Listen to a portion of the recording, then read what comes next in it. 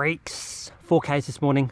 I was only supposed to do like 3 or like 15 minutes, but then I kind of just stretched it out because 15 minutes kind of sucks. No, but seriously, how good is the Inside Running podcast? I've been smashing this lately and it's absolutely sick. Also, how crazy is this top? What the hell? And with these shoes too, these Nova Blasts. Crazy setup today. Now the real question is, am I going to make a review of these shoes? And the answer is absolutely fucking not, unless ASICS are going to call me up today and say, hey, we'll pay off your mortgage if you review these shoes. And then I'd say, yeah, right. But today is a full day of work, unfortunately. Again, that's probably what happens when it's a Wednesday and you work. But today I want to talk about doing the small things and the power of doing the small things that only take 10 or 15 minutes and the power that you hand over when you don't do the small things, like the little rehab runs, like the mobility, like the warm-ups before your runs, and like doing the strides after your runs that take 5 minutes, and the compounding effects of not doing those over time. Doing the small things is really important in running and in life. And luckily I got this run in early because today it's going to be 29 degrees and then 30 and then 30 and then 29 and 28. It's just going to keep on rolling. Fucking hell. But what I want you guys to do is tell me in the comments what kind of shit that you're procrastinating about and not doing when it literally takes 10 minutes. Mine is always gardening. Mine is always doing core and strength training. Well, at least until the last couple of months. But there's certain things that everyone does and they just decide they don't want to do them. And we're going to explore the reasons why and how you can actually fix this shit so you don't have to deal with it anymore.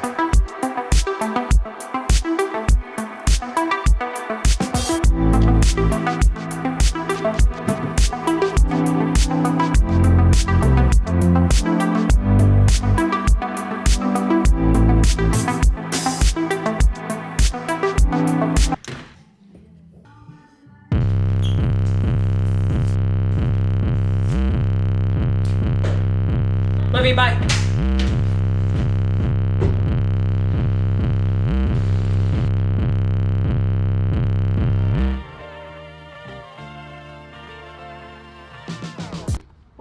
Okay, we're about to go so deep, so get your thinking glasses on, okay? These are the reasons why, psychologically, people just skip the small stuff. So number one, you're trying to use logic to correct behavior that you're having an emotional response to. What that means is that you're trying to use logical behavior to get out of things that emotionally make you feel unstable. Okay, so imagine this. So this morning before I went for my run, I was thinking, man, 15 minutes is going to do absolutely fuck all for my overall fitness. So it's basically pointless. Okay, I'm using logic to get out of something that I emotionally am responding to. Another example would be like, well, gym work and mobility isn't going to technically make me aerobically fitter, so I may as well skip those in favor of training more. Basically, you could do that, but you might get injured and you're emotionally responding to things that you don't like, and then you're trying to use logic to get out of them, when realistically mobility takes like literally 10 minutes. I did it after my shower before. And strength training, you know, you can split that up to like 20-minute chunks throughout the entire week, and it basically is nothing. Okay, you're using logic to get out of doing things because you're emotionally responding to them. Stop doing that. So the next reason why people skip the small stuff is because they're thinking short term and in the moment rather than the long term cumulative effect of doing the right things over and over and over. If I do 15-minute runs, very quickly they become 20-minute runs, and very quickly they become 40-minute, and then an hour, and then running 3 days a week becomes 6 days a week, and before you know it, I'm back to full fitness. And it all started with just getting out of the door and doing 15 minutes in that moment. If I were to choose that short-term response of, I don't really feel like doing it, it's not going to do anything, I'm negating any long-term effects. And think about this.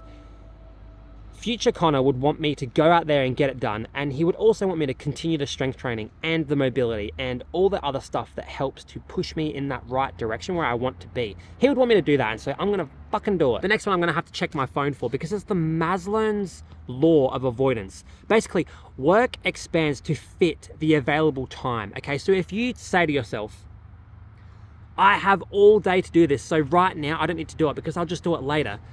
Basically, you're just wasting your own time, and you're probably going to end up getting to the end of the day and being even more emotionally impacted by this activity that you don't want to do, rather than just doing it in the moment and just getting it done. Maslow was onto something with this law. Also, how good are these shoes that my missus got me? Yeah? the new, well, they're not new, they're just Ultra Escalantes. My other ones were absolutely fried because I wore them for like probably a year and a half or 2 years straight, but these ones are brand new, nice white color. I don't know how long the white color is gonna last. Doesn't matter though, I don't care.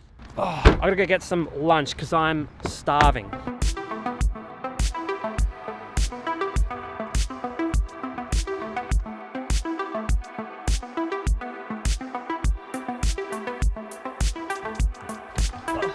Oh, by the way, a couple of you actually asked after my last video, or the last video, how I was able to lose weight whilst doing absolutely no training at all. And the key is that I didn't go completely off the rails with diet and stuff. I kept it super strict. I kept all that stuff, but I kept my step count, my average step count, the same throughout the whole thing. So even though I couldn't run and build up steps that way, I just walked heaps. Like I would walk for like, 20, 30 minutes here and there throughout the day. And before you know it, I got 15,000 steps like every single day, just like when I was running. And that is how you keep the weight off, okay? But I gotta go back to work and this air conditioning is going on max.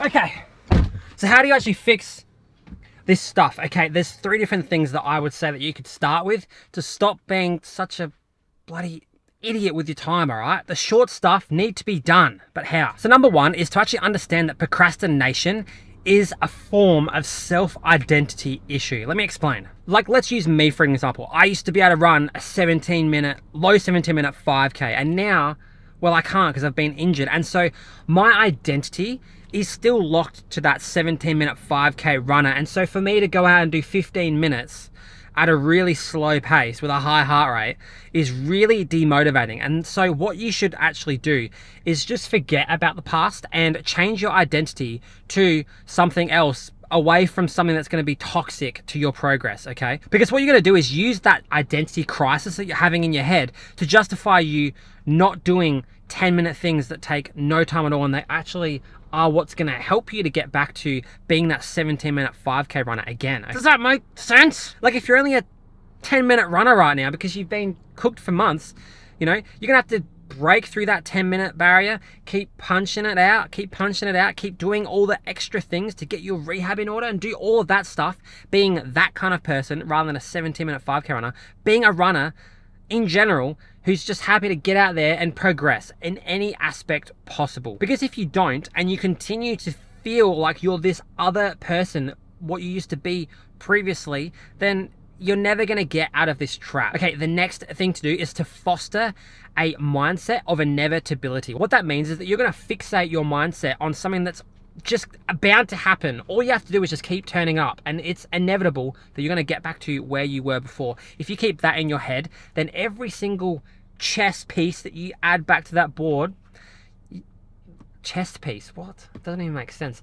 Every single block that you add to that Jenga pile, we'll try that, you're going to get closer and closer to that thing that you want to get to. And so it's just inevitable, basically. All you have to do is turn up every day, get that shit done, even if it's 10 minutes. If you do 10 different 10-minute tasks throughout the day, you've just smashed out everything you have to do and you push yourself closer to that goal, okay? For running, that could mean that you might have to do rehab 3 times a day like I'm doing. You might have to get those steps done like I'm doing. You might have to do 10-minute runs like I'm doing. But it's inevitable that I'm going to get back to exactly where I want to be and probably even push further, okay? Let's get it done! And the last thing is to gamify your day, okay?